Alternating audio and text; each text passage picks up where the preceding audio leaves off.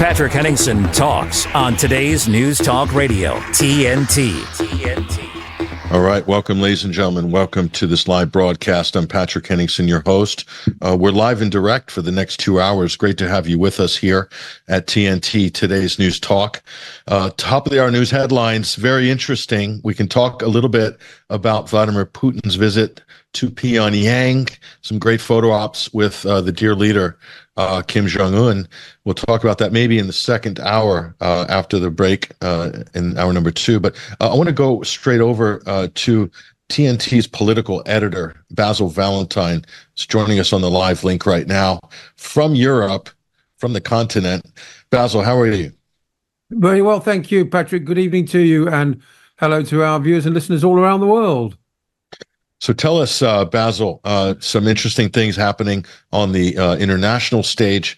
Joe Biden is looking more and more frail with each highlight reel, which ends up on the news. They're pushing back in the White House, saying he's absolutely fine. These are all fake videos. That's what Karine Jean-Pierre has said in the defense of Joe Biden. Meanwhile, Russia and China are making moves on the world stage, and the situation in the Middle East couldn't be more dire. Am I painting a dark picture of the world right now? Help me lighten it up, please, Basil. Well, the best that we can hope, of course, is that Joe doesn't make it to the election. He's 81 years old. People seem to forget that. He's 82 on the 20th of November this year. He'll be 86 by the time the second term comes to an end, if he lasts that long. So, is he going to be on the top of the ticket? All sorts of rumors swirling around the internet, but George Clooney turned up to help him raise $30 million at the weekend. He then had to be guided off stage by the man a lot of people say is actually running the United States, Barack Obama. Most of the time, Joe doesn't know where he is. But Sean Hannity was speculating this week that we're going to get jacked up Joe at the debate with Donald Trump at the end of the month. The version of Joe that gave the State of the Union address, they give him some pep pills or perhaps something stronger so that he can appear with it for an hour or two, only to then relapse back into the dozy imbecile that is the Joe of every day. Regardless of what the White House says, it's become blindingly obvious that he isn't up to the job. I mean, you would really think that the so-called greatest nation on earth could come up with somebody better to lead it than a senile 81-year-old, wouldn't you, Patrick? I mean, you're there. People must be despairing. Well, there's 350 million people to choose from. And, I guess that's really that's the cream of the crop. That's really like he's risen right up to the top. 50 years, like a fine wine. Joe Biden has just matured over his 50 years in public service to the point where we get that finished product, that it's that 65 claret, that bottle that's just been in the cellar so long. Everyone was afraid to open it because, it would take the value away from it. But we've cracked that bottle, that vintage, Basil, and what's come out, what's poured out has been a bottle that went off decades ago. Unfortunately, it's toxic sludge. That's the best way to describe it. This could be the worst presidency in the country's history. This could be the last presidential. Is there going to be an election in November? Are there any odds for that, by the way? Yeah, I think there'll be an election. I mean, there always has been so far. But Biden, the same age as the Rolling Stones or Ringo Starr, for that matter, and I think they would do a much better job. They've got a lot more energy, haven't they? Rolling Stones out on tour again into their 80s. Unbelievable. Yeah. I actually have a family that went to see them recently in Phoenix, and apparently Mick Jagger just tore it up. I mean, pretty incredible. Surrey County cricket, longtime supporter as well. Yeah, he's crazy for his cricket, Mick, sure. So back in the UK, of course, the country's gripped by the general election campaign. Rishi Sunak went on LBC this morning, and as Ian Dale put it on the X platform, he did an hour in the stocks. He was pelted by callers who reminded him that he's richer than the king and therefore can't possibly know what it's like to be on the breadline facing the cost of living crisis. 14 years the Conservatives have been in power, and in that time, a major new survey says that this is the worst government of the post-war period. So Anthony Seldon has produced an analysis that concludes that equality, growth, and the UK's standing in the world have all deteriorated since 2010. Sunak is captain of a ship that's sinking. People have had enough. The Labour Party think all they need to do is write the word change across their manifesto, and that will be enough to see them in with a huge majority, and it looks like they're right. Yeah, so we're getting close to the big day.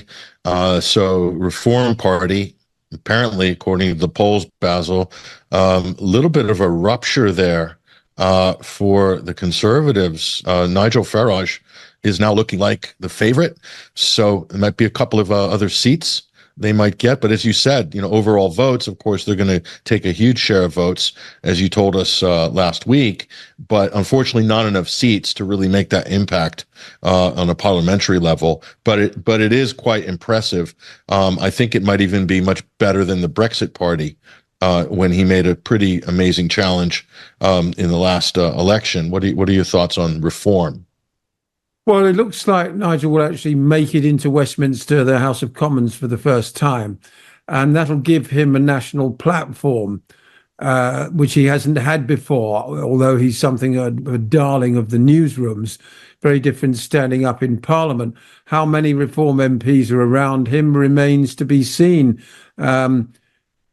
We could be at a tipping point where a lot of more previously Conservative voters switch over to Reform now that they've overtaken them in one poll.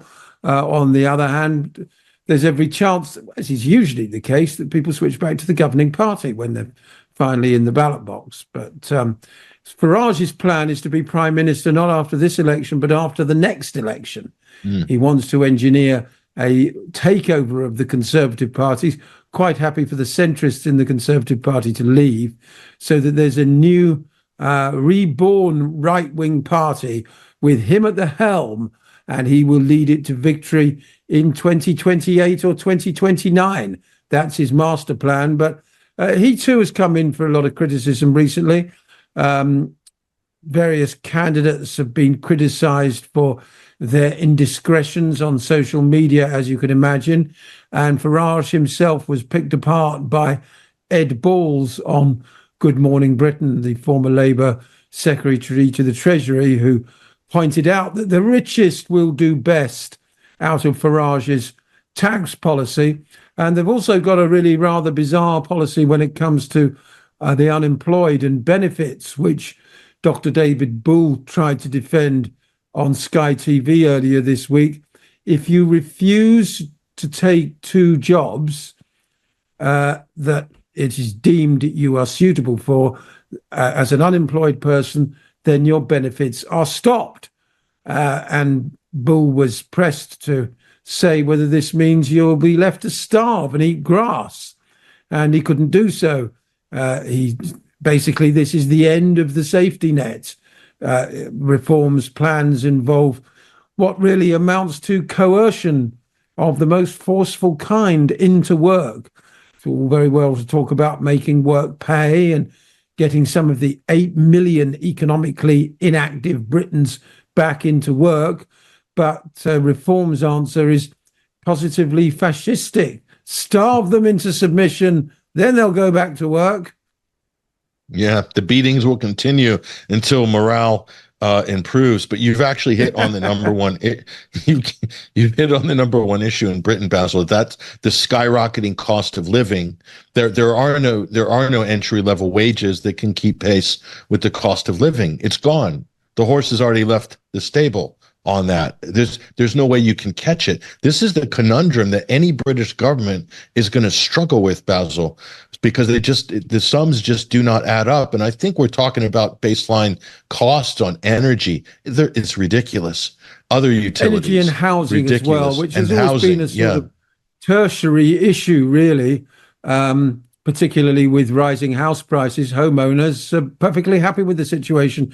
They don't really want to see hundreds of thousands of new homes built because it might devalue their own. But the simple fact is that for Generation X, Y, or Z, for that matter, it's extremely difficult without the help of the bank of mum and dad to buy a home. So people are forced into the rented sector permanently, paying £1,200 a month in rent for a one-bedroom apartment. That's $1,500, very much on a par with what people pay in the United States. And yet a bank won't lend them half that to get a mortgage. So the whole system is institutionally rigged against first-time buyers. And for the first time, it's become a major national issue. Sunak was pilloried over this particular subject on LBC this morning by a young woman caller, housing insecurity, really, with generation rent has shot to the top of the agenda. And, what can the Tories say? We've been in power for 14 years. We've done absolutely nothing about it because we are essentially allied with the landlord class. But there are far more renters than there are landlords. So the game is well and truly up.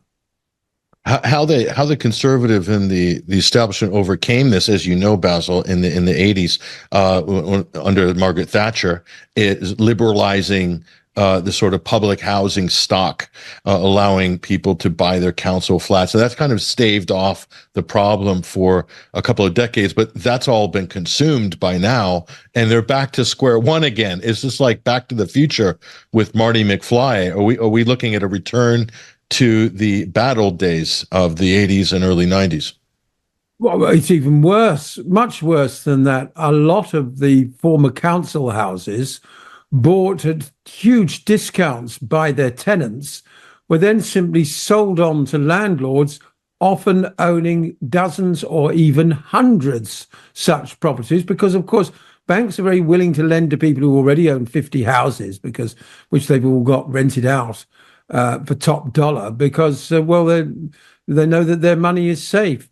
So we've gone from a situation with the social housing stock where 50 years ago it was rented out by local councils at low rents to working people so they had a roof over their heads.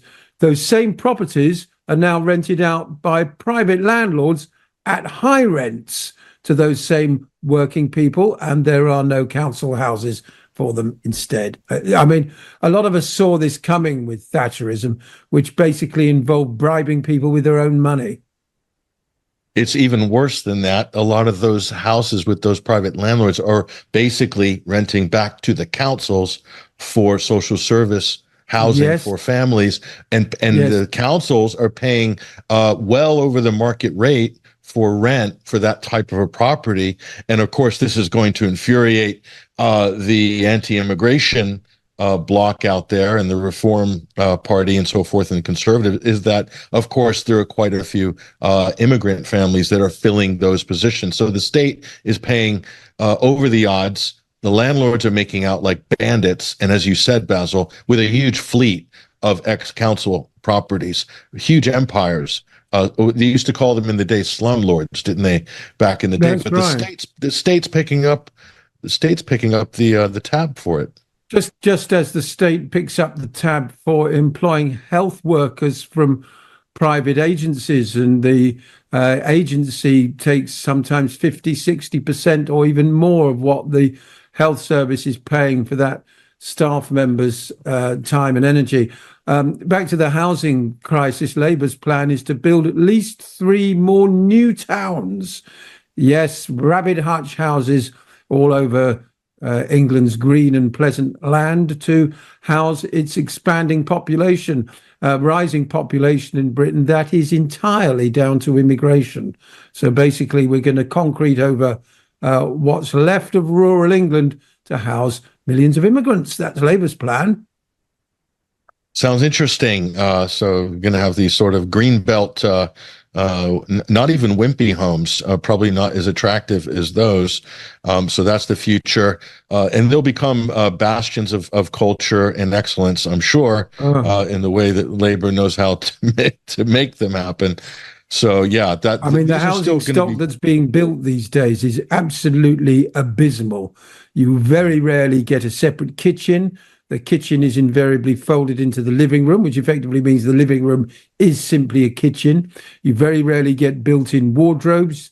A double bedroom is considered one 10-foot square. It's the worst period. There's no decoration. It's the worst period for house building that I can remember, worse than the 1960s and 70s. And when you look at houses that were built in the Edwardian period, for example, with 15-foot high ceilings and the dozens of craftsmen that worked on it, one has to ask oneself, why have we regressed so far, Patrick? But what you're advocating for there, Basil, giving people a few more square feet per room, you're just getting in the way of those very slim margins when it comes to building subsidized housing. We want to keep it cruel, keep it mean, keep them squeezed in there, and then restrict the calories so that maybe the offspring will be smaller. And then if they're smaller like hobbits, the house will appear bigger. I think it's funny you should say that, because the latest evidence is that Britons are getting shorter and fatter as a result of deteriorating diets and malnutrition. That came out this week. So short, fat people. We didn't even rehearse that. We didn't. Yeah. This total serendipity. So we're on the same wavelength, you and I, Basil. We've got our head in the Shire, and a return to the good old days of the Shire, hobbits and small dwellings, earthen dwellings. Maybe this is going to be the future of England, Little England, or Middle Earth, as it's known in lore. Basil Valentine, thank you for that rundown. And by the way, folks, we joke about these things, but they are dead serious, especially if you're faced up with these issues at close range, which many Britons are. We don't see any solutions coming from the political class. I'm quite shocked, Basil, that I'm almost hearing recycled rhetoric from the 90s. I've not heard anything new and novel coming out of Labour or Conservative or Reform for that matter. No, but Workers' Party of Britain launched their manifesto today. Let's hope that they get a fair shake, maybe even more than one MP on July the 5th. That would put the wind up, as they say. Absolutely. Yeah, that is the outlier, actually, the Workers' Party of Britain. They do have some new and novel ideas. They're worth checking out, especially if one of their candidates is running in your constituency in Britain. Consider it seriously. It's probably going to be a good move for you and probably for the country as well. Basil Valentine, TNT political editor, thank you so much for joining us on TNT this week. Thank you. There he goes, ladies and gentlemen. And Basil Valentine, you can find him on a number of other programs on this network, including his own program. We'll talk more about that in the future. Let's take a break, though, and connect with our de facto European correspondent, Freddie Ponton, on the other side. I'm Patrick Henningsen. Stay with us. We'll be right back.